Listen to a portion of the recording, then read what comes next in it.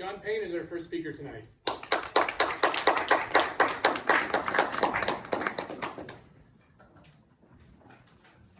you all so much for coming out. To start off, how many of you have ever participated in any form of race? Awesome. Most hands are up. What is one of the most important things when it comes to racing? Any volunteers on what's the most important? Yes. Practicing.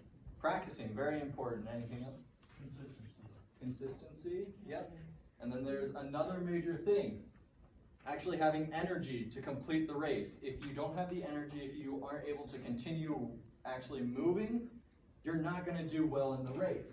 And so that's kind of what I'm going to be talking about. But first, I'm going to show a bunch of different races, and there will be one thing that will be consistent throughout all of them.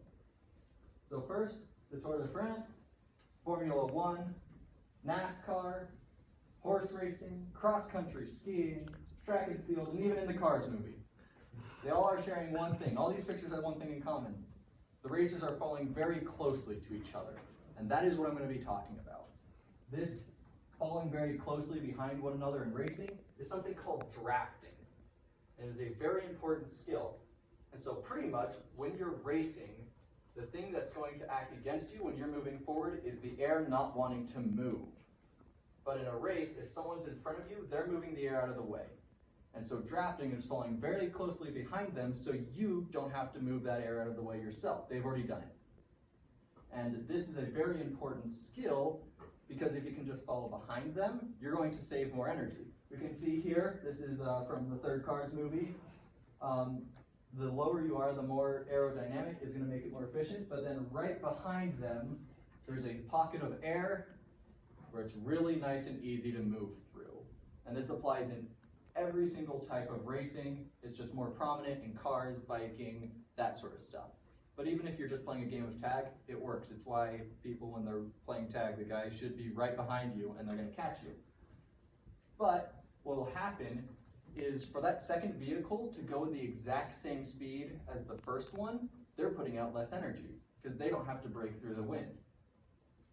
And here's roughly how it works. A brief diagram. It's that first car, first object, bike, whatever it may be, it's going to be moving the air out of the way, and then that second object just gets to follow behind you. In biking, especially in the Tour de France, you'll see a lead pack, and they'll be doing what is that motion over on the right, where they'll just be cycling through. In fact, physicist Dr. Paul Doherty said cyclists who are biking in a group will save up to 40% on energy expenditures compared to those who aren't. That's almost half the energy to go the exact same speed. And if you're a pro and you're trying to win competitions, 40% energy is an absurd amount of energy to have for that final burst at the end to win. So why is it important? It gets you further, and it takes less effort to get further. Now, I don't think any of you are planning on becoming pro racers. Who knows? We might have some really athletic people here. But I at least don't. So why is it important? Well, drafting applies in real life too. Just as we fall in a race, you'll follow behind someone to be more effective. In life, we follow behind people to become more effective. Drafting can also be called trailblazing. You prepare the way, you clear out the brush, the brambles, so that people who are going to come next can have it easier. So think, who have we drafted off of in our life? Parents, grandparents, family, whatever it may be.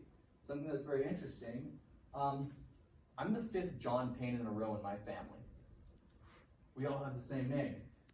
That's my dad up in the right, top right, and that's my grandpa in the bottom, or I guess bottom left. They're both John Paynes as well. And I was named after my grandpa because my dad wanted me to follow in his footsteps. My grandpa went and worked hard to get his education. He put his full effort in everything he did. And my dad wanted me to have those qualities. He wanted me to follow behind him, to draft behind him for what he had done. And so that's how I ended up having my name.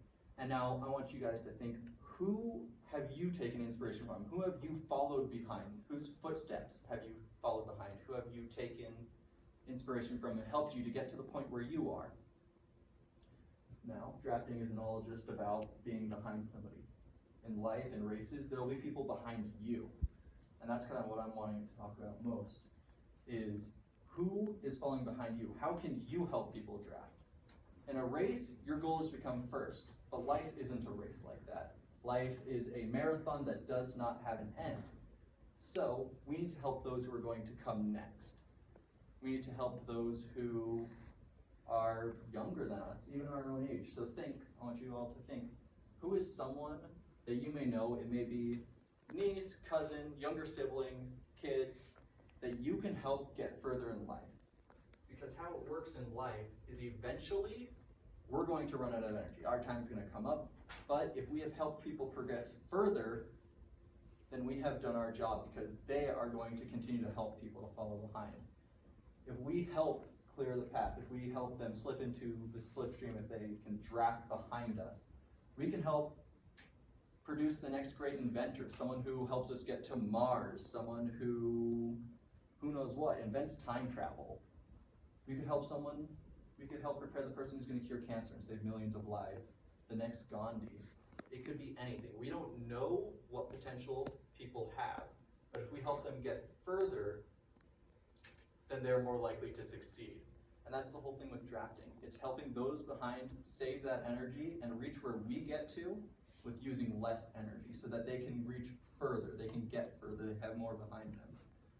So I want you all to think of and find one person in your life who is drafting off of you right now, and think, how can I help them get even further? What can I do to make their path clearer, more easy, so that, when they're older and they're not directly behind me, they can reach further and unlock their full potential and even go beyond.